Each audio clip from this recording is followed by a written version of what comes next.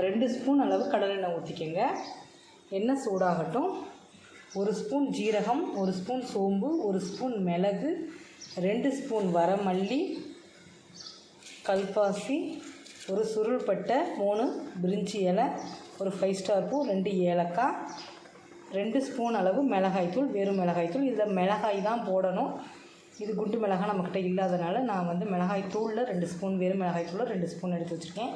இது வந்து ஒரு 2 சில்லு அளவு தேங்காய். இதை எல்லாத்தையுமே நம்ம இப்போ போட்டு இதில் வதக்க போகிறோம். முதல்ல பட்டை கிராம்பு தெரிவிச்சுக்கலாம்.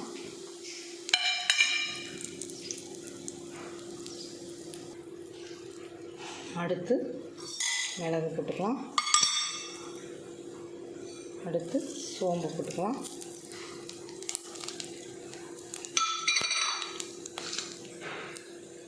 அடுத்து ஜீரகம் போட்டுக்கலாம். அடுத்து 2 ஸ்பூன் அளவு வரமல்லி சேர்த்துக்கலாம். நல்லா வதக்கிக்கலாம். ஒரு 2 நிமிஷம் நல்லா வதக்கிக்கோங்க.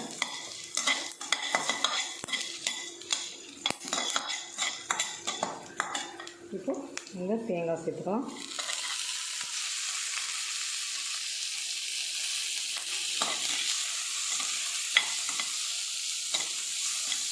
இந்த மிளகாய் தூளையும் இதோட சேர்த்துக்கலாம்.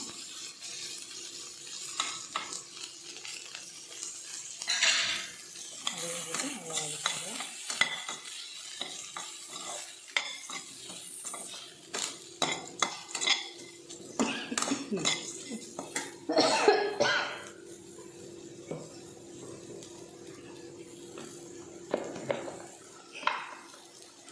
அரை ஸ்பூன் அளவு மஞ்சள் தூள் சேர்த்துக்கலாம்.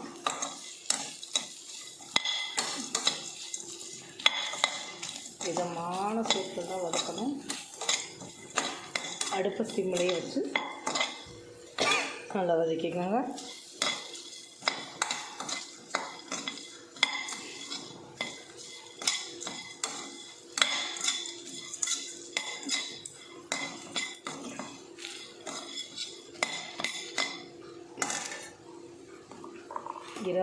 இப்போ இது நல்லா வறுபட்டுருச்சு. இதை ஆற வச்சுக்கலாம்.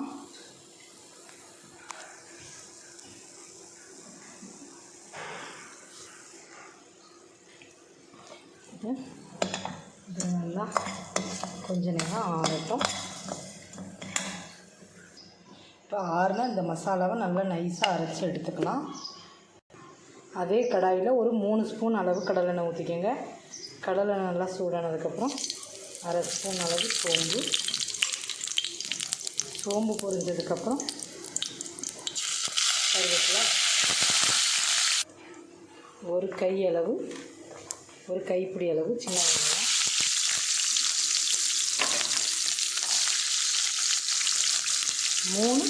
வெங்காயம், 3 பெரிய வெங்காயம். நல்லா வதக்கிக்கலாம். வெங்காயம் சீக்கிரம் வதங்குறதுக்காக உப்பு சேர்த்துக்கலாம்.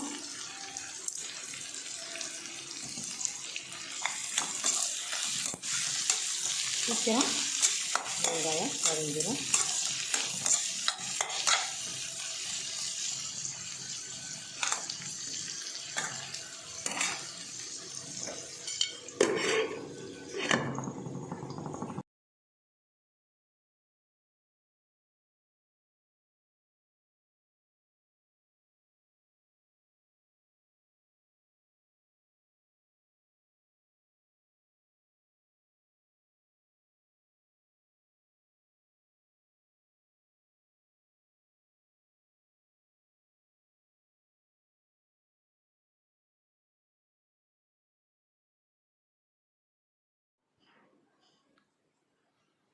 இப்போ நல்லா வெங்காயம் வதங்கிருச்சுங்க.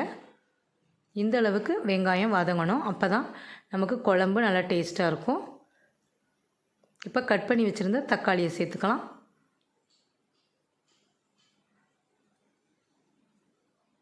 தக்காளியும் வெங்காயத்தோடு சேர்த்து நல்லா வதக்கிக்குவோம்.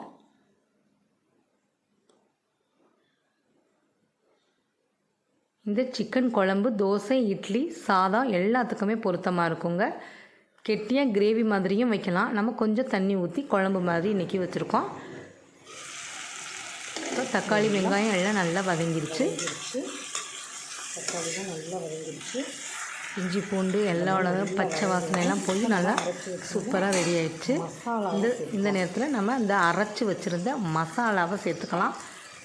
சேர்த்துட்டு அதையும் அந்த மசாலாவையும் சேர்த்து நல்லா 5 நிமிஷம் இந்த எண்ணெயிலையும் நல்லா வதக்கிடுங்க. அப்போ தான் நமக்கு டேஸ்ட்டாக இருக்கும் சிக்கன் குழம்பு. இந்த மசாலாலாம் நம்ம நிறையா சேர்த்து அரைச்சிருக்கனால நமக்கு குழம்பு நல்லா திக்காக இருக்கும்.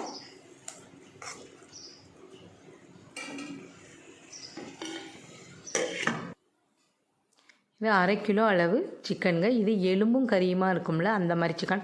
நான் 1 கிலோ சிக்கன் வாங்கி 1/2 கிலோ அளவு போன்லெஸ்ஸாக எடுத்துகிட்டு எலும்பும் கறியுமா இந்த மாதிரி குழம்புக்கு எடுத்துருக்கேன். குழம்புக்கு இந்த மாதிரி இருந்தால் நல்லாயிருக்கும். அதுக்காண்டி அந்த மாதிரி குழம்புக்கு நறுக்கி வாங்கிட்டு வந்திருக்கோம்.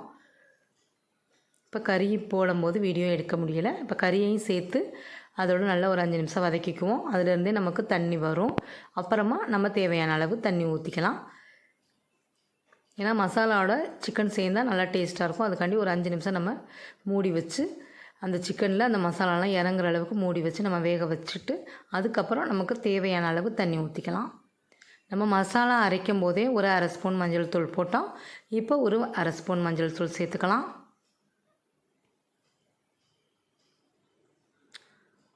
குழம்புக்கு தேவையான உப்பு,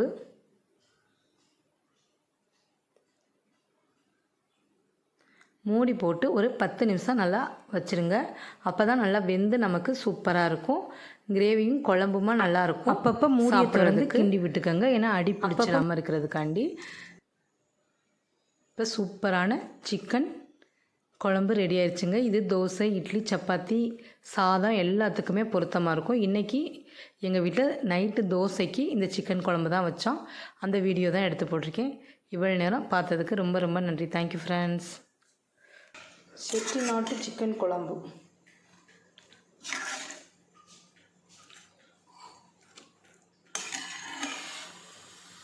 எப்படி இருக்கும் தெரியுமா? அவ்வளோ சூப்பராக இருக்கும். நான் இந்த தோசைக்காண்டி கொஞ்சம் இதாக வச்சுருக்கேன். தண்ணியாக சாப்பிட்றதுக்கு சூப்பராக இருக்கும்.